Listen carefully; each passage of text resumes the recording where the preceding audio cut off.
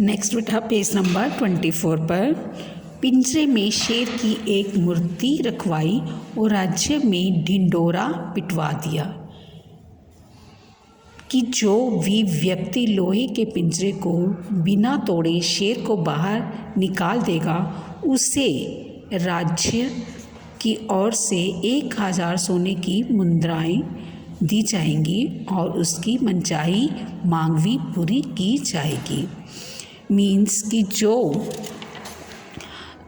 पाटलिपुत्र राजधानी पाटलिपुत्र के राजा थे उन्होंने क्या किया कि एक ढिंढोरा पिटवाया। एडवर्टाइजमेंट करते ना, गांव में जो लोग आते हैं ढिंढोरा पीटने के लिए ढोल लेकर, उसे बोलते हैं ढिंढोरा पीटना।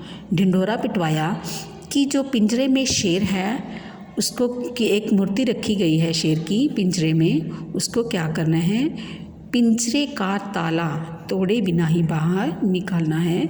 तो जो भी व्यक्ति ये काम कर देगा उसको क्या किया जाएगा, 1000 सोने की मुद्राएं दी जाएंगी और उसकी मनचाही मांग भी पूरी की जाएगी और उसकी जो मन की इच्छा होगी और भी उसके मन में जो उसकी इच्छा होगी वो भी उसकी मांग है जो वो पूरी की जाएगी। इस सूचना को सुनकर चंद्रगुप्त राजदरबार में पहुँचे। वहाँ जाकर उन्होंने पिंजरे में बंद शेर को अच्छी तरह देखा। दरबार के सभी लोग सिर नीचे किए हुए बैठे थे। बालक चंद्रगुप्त ने बड़े उत्साह मीन्स बड़े एक्साइटेड होकर उत्साह से कहा, महाराज मैं इस शेर को बाहर निकाल सकता हूँ। सभी दरबारी उस बालक की ओर आश्चर्य मीन्स हैरानी से देखने लगे। राजा नंद को भी बड़ा आश्चर्य मीन्स हैरानी हुई मीन्स कि वो बहुत ज़्यादा हैरान हुआ। चंद्रगुप्त ने पुनः मीन्स दोबारा कहा, महाराज मुझे शेर को बाहर निकालने की आज्ञा दें।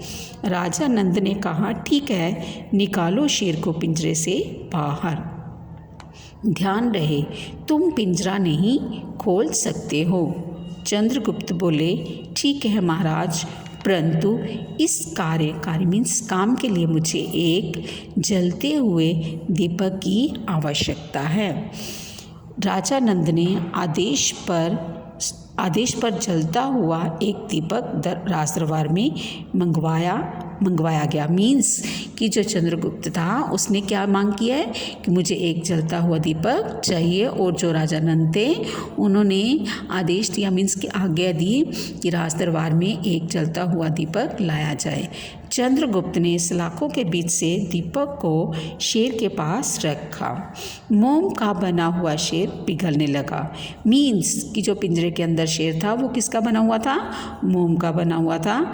और जैसे ही उसके पास एक जलता हुआ दीपक जैसे दिया होता ना, वो जलता हुआ दिया रख दिया, तो आपको पता है कि जो मोम है वो मीन्स कि जो जलता हुआ जो आग थी उससे क्या हुआ, पिघलने लगी। और जो शेर है, जो शेर की मूर्ति थी वो भी पिघलने लगी। उसकी बुद्धिमानी देखकर सभी हैरान हो गए। नंद ने उसकी प्रशंसा करते हुए कहा, 1000 सोने की मुद्राएं दी और उसकी मनचाही मांग के विषय में पूछा। विषय मीन्स बारे में पूछा। चंद्रगुप्त ने मनचाही मांग के रूप में अपने पिता को बंदी गृह मीन्स कि जो उनके पिता थे उनको क्या किया था, राजा नंद ने अपने कि उनको बंदी बनाया हुआ था, उससे मुक्त करने के लिए कहा। बचपन से ही बुद्धिमान और साहस दिखाने के कारण उनके लिए ये कहना सही होगा कि होनहार वीरवान के होत चिकने पात। मीन्स ऐसे मैंने आपको बताया है कि इस चैप्टर का नाम था होनहार वीरवान के होत चिकने पात। मीन्स कि जिस इंसान ने कुछ बनना होता है, जो उसके जो लक्षण होते हैं वो बचपन से ही दिखाई देने लगते हैं। नेक्स्ट बेटा पेज नंबर 25 पर वही बुद्धिमानी तेजस्वी न्यायप्रिय चंद्रगुप्त काफ़ी समय तक मगध के सम्राट मीन्स महाराज रहे। चाणक्य उनके महामंत्री बने। चंद्रगुप्त के शासनकाल में प्रजा सुखी, संपन्न एवं सुसमृद्ध थी। सुसमृद्ध मीन्स बहुत ज़्यादा संपन्न थी।